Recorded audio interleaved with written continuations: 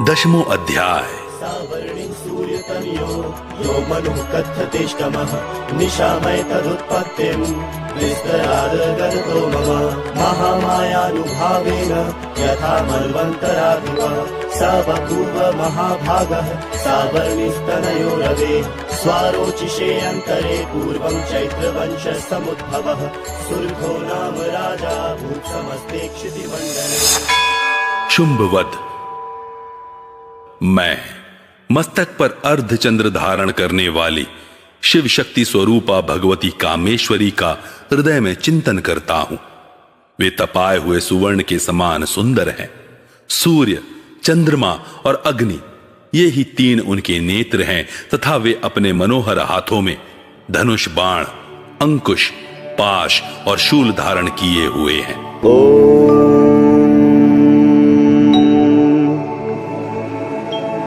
उत्तप्त हेम रुचिराम रविचंद्र वहिनी नेत्रां धनुष्यरयुतांग कुशपाश शूलम् रम्यैर्भुजैश्च दधतीं शिवशक्तिरूपां कामेश्वरीं हृदि भजामि धृतेन्दुलेखाम्।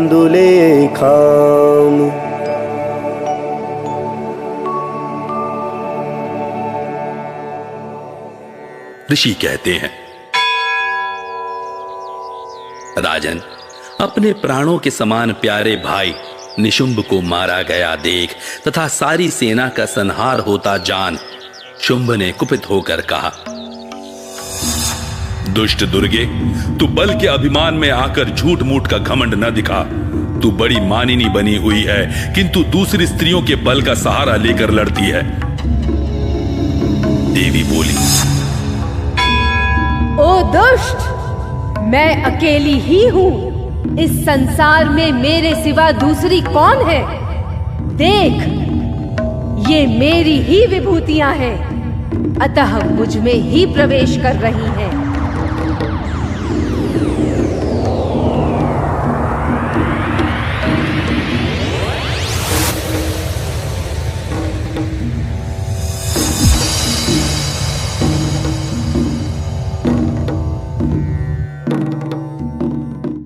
तदनंतर ब्रह्माणी आदि समस्त देवियां अंबिका देवी के शरीर में लीन हो गई। उस समय केवल अंबिका देवी ही रह गई। देवी बोली, मैं अपनी ऐश्वर्य शक्ति से अनेक रूपों में यहां उपस्थित हुई थी। उन सब रूपों को मैंने समेट लिया। अब अकेली ही युद्ध में खड़ी हूं। तुम भी स्थिर हो जाओ। ऋषि कहते हैं, तदनंतर देवी और शुंभ दोनों में सब देवताओं तथा दानवों के देखते देखते भयंकर युद्ध छिड़ गया।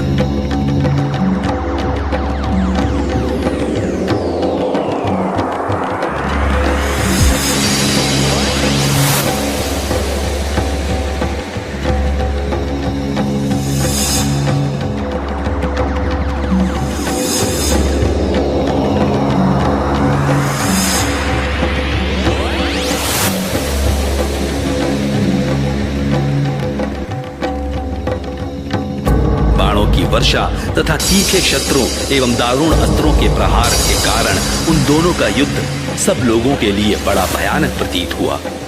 उस समय अंबिका देवी ने जो सैकड़ों दिव्य अस्त्र छोड़े, उन्हें दैत्यराज शुंभ ने उनके निवारक अस्त्रों द्वारा काट डाला। इसी प्रकार शुंभ ने भी जो दिव्य अस्त्र चलाए, उन्हें परमेश्वरी ने भयंकर हुंकार शब्द के उच्चारण आदि द्वारा खिलवाड़ में ही नष्ट कर डाला। तब उस असुर ने सैकड़ों बाणों से देवी को आच्छादित कर दिया। यह देख क्रोध में भरी हुई उन देवी ने भी बाण मारकर उसका धनुष काट डाला। धनुष कट जाने पर फिर दैत्यराज ने शक्ति हाथ में ली, किंतु देवी ने चक्र में उसके हाथ की शक्ति को भी काट गिराया। तत्पश्चात दैत्यों के स्वामी शुंभ ने 100 चांद वाली चमकती हुई ढाल और तलवार हाथ में ले उस समय देवी पर धावा किया। उसके आते ही चंडिका ने अपने धनुष से छोड़े हुए तीखे बाणों द्वारा उसकी सूर्य किरणों के समान उज्जवल ढाल और तलवार को तुरंत काट दिया। फिर उस दैत्य के घोड़े और सारथी मारे गए। धनुष तो पहले ही कट चुका था, अब उसने अंबिका को मारने के लिए उद्यत हो भयंकर मुदगर हाथ में लिया। उसे आते देख देवी ने अपने तीक्ष्ण बाणों से उसका मुदगर भी काट डाला। इस पर भी वह असुर मुक्का तान कर बड़े वेग से देवी की ओर झपटा। उस दैत्यराज ने देवी की छाती में मुक्का मारा। तब उन देवी ने भी उसकी छाती में एक चांटा जड़ दिया। देवी का थप्पड़ खाकर दैत्यराज शुंभ पृथ्वी पर गिर पड़ा, किंतु पुनः सहसा पूर्ववत उठकर खड़ा हो गया। फिर वह उछला और देवी को ऊपर ले जाकर आकाश में खड़ा हो गया। तब चंडिका आकाश में भी बिना किसी आधार के ही शुंभ के साथ युद्ध करने लगी। उस समय दैत्य और चंडिका आकाश में एक दूसरे से लड़ने लगे। उनका वह युद्ध पहले सिद्ध और मुनियों को विस्मय में डालने वाला हुआ। फिर अंबिका ने शुंभ के साथ बहुत देर तक युद्ध करने के पश्चात उसे उठाकर घुमाया और पृथ्वी पर पटक दिया। पटके जाने पर पृथ्वी पर आने के बाद वह दुष्टात्मा दैत्य पुनः चंडिका का वध करने के लिए उनकी ओर बड़े वेग से दौड़ा। तब समस्त दैत्यों के राजा शुंभ को अपनी ओर आते देख देवी ने त्रिशूल से उसकी छाती छेद कर उसे पृथ्वी पर गिरा दिया।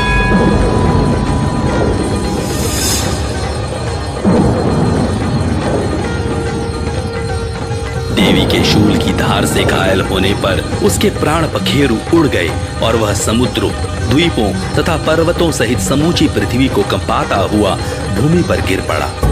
तदनंतर उस दुरात्मा के मारे जाने पर संपूर्ण जगत प्रसन्न एवं पूर्ण स्वस्थ हो गया तथा आकाश स्वच्छ दिखाई देने लगा। पहले जो उत्पात सूचक मेघ और उल्कापात होते थे वे सब शांत हो गए तथा उस दैत्य के मारे जाने पर नदियां भी ठीक मार्ग से बहने लगी।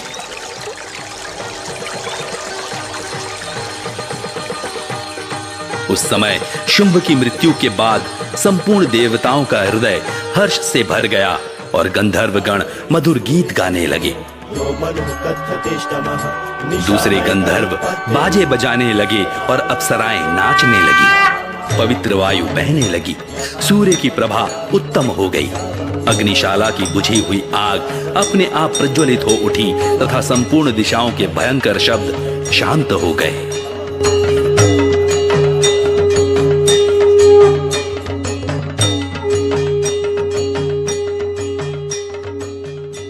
इस प्रकार श्री मार्कंडेय पुराण में सावर्णिक मनवंतर की कथा के अंतर्गत देवी महात्म्य में शुंभवध नामक 10वां अध्याय पूरा हुआ।